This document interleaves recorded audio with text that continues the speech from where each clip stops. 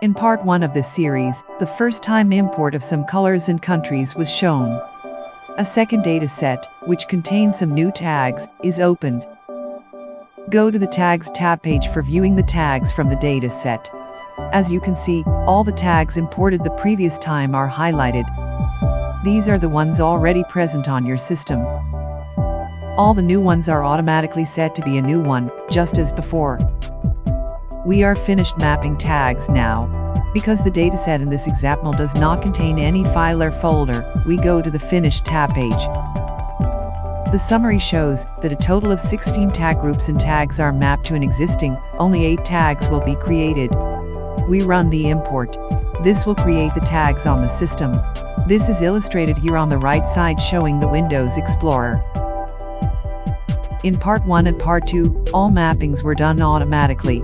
In part 3 of this series, a manual mapping is shown.